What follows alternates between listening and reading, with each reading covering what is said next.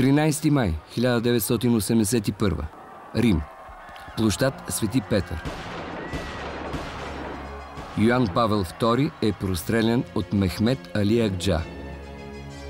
По-късно той набеждава в съучастничество трима българи – Сергей Антонов, Желю Василев и Тодор Айвазов.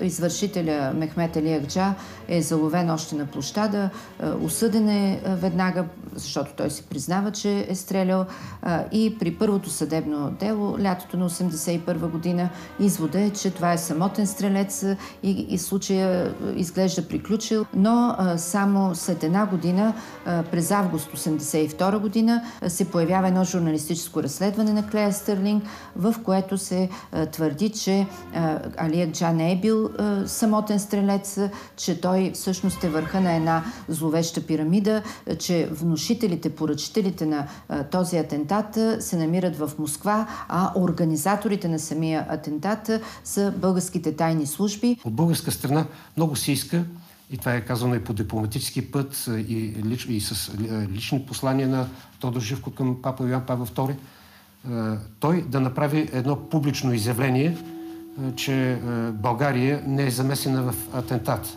Папата никога не го прави в онзи период, но по техните дипломатически канали дава ясно да се разбере, че изобщо не вярва в българската следа.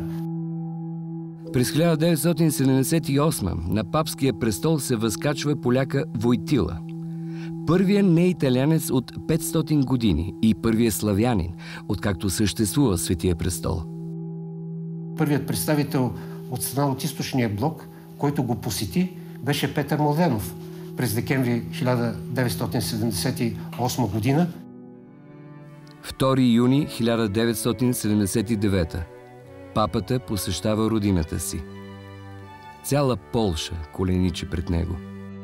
Най-така смутени и бих казал обзети от паника са били органите, отговарящи по религиозните въпроси, и органите на държавна сигурност в Полша, източно-германското щази и чехословашките служби. Разбира се, и Съветския съюз, който вижда в папата, в новия папа и в неговата нова политика пряка заплаха за съществуващия тогава ред, за социалистическия блок.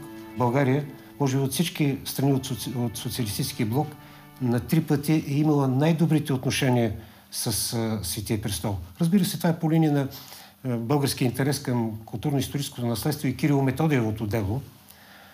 И на 3 пъти тези добри взаимоотношения между България и Светия престол са били попарвани от външна сила. Главно Съветския съюз и някои негови заинтересовани сателити.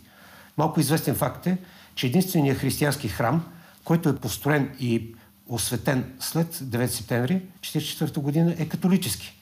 В село Куклен, Пловдивско. Разбира се, комунистическия режим тогава беше заинтересован от това да използва католическата връзка по време на преговорите за мир в Париж.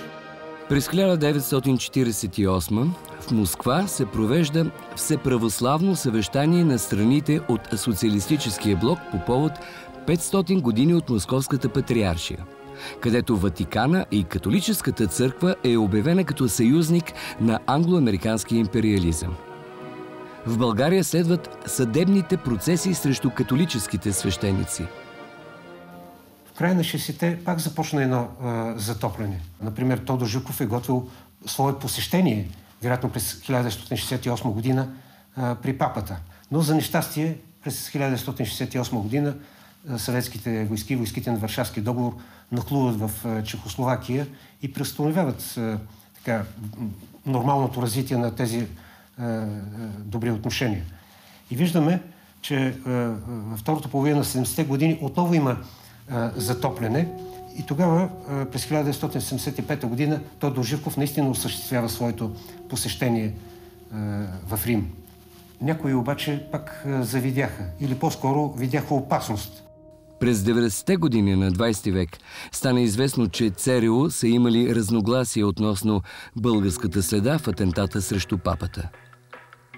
Експерти категорично показват в своите анализи, че няма никакви данни за българско участие. В същото време обаче ръководителя на ЦРУ по това време, ръководителя на Държавния департамент Александър Хейк и хора в Съвета за национална сигурност около президента Роналд Рейган, очевидно смятат, че това е един много добър момент, в който да се удари чрез България Съветски съюз, както казах, и евентуалния наследник на Брежнев Андропов, и поради което те подкрепят с възможни сили тази пропагандна кампания. Българската следа във Ватикана е съвсем друга. Българската следа във Ватикана е Кирило-Методиевото дело, което наистина се заслужава да се знае и да се популяризира.